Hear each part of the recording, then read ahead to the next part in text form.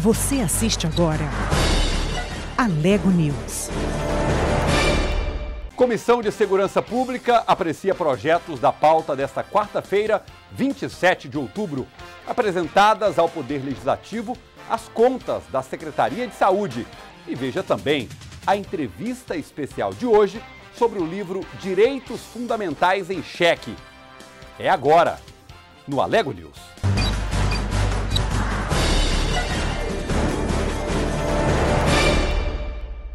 Boa noite. 11 processos na pauta de reunião de hoje na Comissão de Segurança Pública. Entre os projetos, o que trata da instalação de dispositivo eletrônico de contagem de pessoas presentes em casas noturnas. Outros destaques, na reportagem você acompanha agora. A Comissão de Segurança Pública foi 100% remota. O próprio presidente, deputado delegado Eduardo Prado, conduziu a reunião à distância. Os parlamentares aprovaram matéria do deputado Cláudio Meirelles, que prevê a instalação de dispositivo eletrônico para a contagem de pessoas em casas noturnas. Do deputado Gustavo Seba, foi aprovado o processo que estimula a contratação de mulheres vítimas de violência doméstica e com dependência econômica dos parceiros, no caso de contratos públicos. E do deputado delegado Humberto Teófilo, foi aprovada a criação de auxílio financeiro aos vigilantes penitenciários temporários para a compra de arma de fogo. E hoje, durante a reunião da Comissão de Tributação, Finanças e Orçamento, transformada em audiência pública, o secretário de Estado da Saúde, Ismael Alexandrino, fez a prestação de contas da pasta. Neste 27 de outubro, pela primeira vez desde o início da pandemia, a Secretaria de Saúde de Goiás não recebeu pedidos de internação em UTI por conta da Covid. Ainda assim, segundo o secretário estadual de Saúde, medidas como a flexibilização do uso de máscara não podem ser colocadas em prática. Se eu tenho um ambiente que 100% da população está vacinada, eu não tenho necessidade do uso da máscara. No entanto, hoje nós estamos com 71% de população vacinada de primeira dose e apenas 42% vacinada de segunda dose. Nós precisamos chegar na faixa de 80% de primeira e de segunda para que o uso da máscara seja desaconselhado. Durante a prestação de contas da pasta em plenário, o secretário de Saúde apresentou dados referentes a transplantes, a atendimentos em policlínicas e hospitais municipais, a exames e também apresentou prazos para inaugurações e início de obras. O Hospital de Águas Lindas, por exemplo, tem a retomada de obras prevista para novembro e a inauguração deve ocorrer em junho de 2022.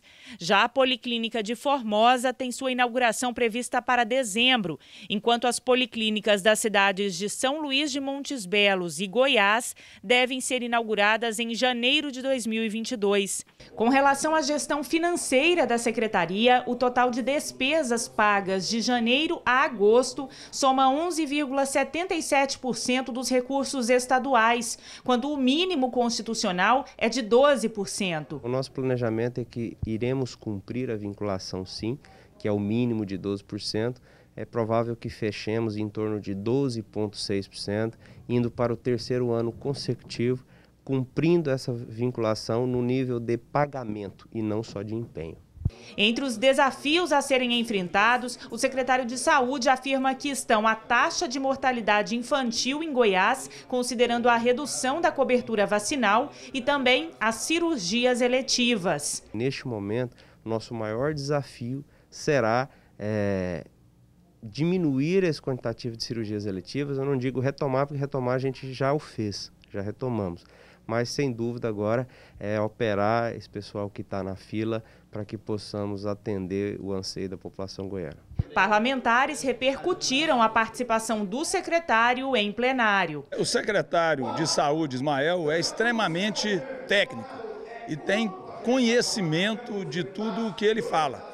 E ele tem feito, à frente da Secretaria de Estado, um trabalho diferenciado. Sempre é bom ver a presença dos secretários quando tem disposição fazer a prestação de contas, né? Eu acho que é um debate importante. E na sessão ordinária, entre as matérias da ordem do dia, estavam 85 projetos da Lei de Iniciativa Parlamentar. Confira agora, com a repórter Luciana Martins, os projetos e discussões que foram debatidos e votados hoje em plenário. Na apresentação de matérias, o deputado Iso Moreira apresentou um requerimento solicitando à Goinfra um redutor de velocidade na GO 108, no trecho da cidade de Posse. Também da tribuna virtual, o deputado Gustavo Seba agradeceu as manifestações de carinho pelo nascimento de forma prematura de suas filhas gêmeas. Da tribuna, o deputado Sérgio Bravo falou sobre a falta de obras em Senador Canedo, município que o parlamentar representa. No levantamento que eu fiz, tive uma decepção muito grande. Zero de obra concluída em Senador Canedo. A deputada Leda Borges voltou a questionar o projeto sobre a GASE, Gratificação de Atividade Socioeducativo. O artigo 4º ele é excludente. Ele só coloca os comissionados que estão na secretaria cuidando de socioeducativo. O líder do governo, o deputado Bruno Peixoto, defendeu tanto o projeto do governo sobre a GASE quanto os investimentos em Senador Canedo. GASE. O deputado Humberto Teófilo está sendo atendido na ponta. Está lá na ponta, aquele que está na atenção, na ação Federal GASE. O governo do estado de Goiás investiu no município do Senador Canedo em reformas de colégios, em construção de uma sede do Corpo de Bombeiros, inclusive vou falar aqui os valores. O projeto do governo sobre a GASE, Gratificação de Atividade Socioeducativa, que será rateada entre os servidores que trabalham nas unidades de recuperação de menores infratores, foi bastante discutido, mas teve a votação prejudicada, já que a deputada Leda Borges pediu emenda ao projeto. Voltou à CCJ, Comissão de Constituição, Justiça e Redação, onde recebeu pedido de vistas, ou seja, mais tempo para ser apreciado. A supervisora do sistema socioeducativo veio mais uma vez à Assembleia Legislativa para acompanhar as votações. Nós achamos justo que essa que fosse redistribuído esse valor total para melhorar essa gratificação para o servidor que está ali atuando diariamente, com 24 horas, sem parar nenhum dia, e durante toda a pandemia não foi possível fazer um teletrabalho ou qualquer outro benefício, porque ele tem que tratar dos direitos daquele adolescente que em conflito com a lei. Os deputados aprovaram um requerimento transferindo a sessão ordinária desta quinta-feira no horário regimental para as 10 horas da manhã, no mesmo dia. Para o deputado Álvaro Guimarães, primeiro secretário da Alego, são mais de 1000 projetos que constam na pauta para serem apreciados até o final do ano. E será preciso correr contra o tempo. Não vai dar para votar tantos projetos, a não ser que façamos aí um mutirão para poder votar, para contemplar todos os deputados. Poderíamos ter feito isso há muito tempo, mas também a democracia não é diferente, é dessa maneira. O deputado Paulo Trabalho comemorou seu projeto aprovado sobre acompanhante em exames ginecológicos. Estou feliz com essa aprovação, agora torcendo para que o governador realmente sancione, tenho certeza que assim o fará. O presidente da Alego, o deputado Lissau Vieira, em entrevista coletiva, falou sobre o projeto do governo que chegou à Assembleia Legislativa sobre as novas regras de repartição do ICMS aos municípios. De acordo com ele, será preciso muita discussão. É uma proposta bastante complexa, ainda que nós não conhecemos na sua totalidade, apesar de ter sido apresentada pelo governo do estado, pelo executivo, mas ainda os deputados vão precisar se inteirar mais dessa situação. Nós vamos destacar o relator, envolver a Associação Goiana de Municípios, a Federação Goiana de Municípios, para nós podermos entender um pouco mais desse projeto, desse processo que, creio eu, que até o fim do ano será votado. E o trecho de entrevista especial de hoje aqui no Alego News, você acompanha agora com a jornalista Gabriela Gouveia, que falou com o procurador da Alego, o Eduardo Lolli, autor do livro Direitos Fundamentais em Xeque, obra recém-publicada. Confira. As competências da União, dos estados e dos municípios no enfrentamento à pandemia do novo coronavírus foram objeto de ações diretas de inconstitucionalidade propostas junto ao STF, o Supremo Tribunal Federal, em 2020. E é esse o assunto sobre o qual o procurador da Alego, o senhor Eduardo Lolli, escreveu um capítulo de livro recém-publicado pela editora Dialética. Ele é o nosso convidado desta edição do Alego Entrevista. Senhor Eduardo, seja bem-vindo, obrigada pela presença. Para a gente entender um pouco mais o contexto.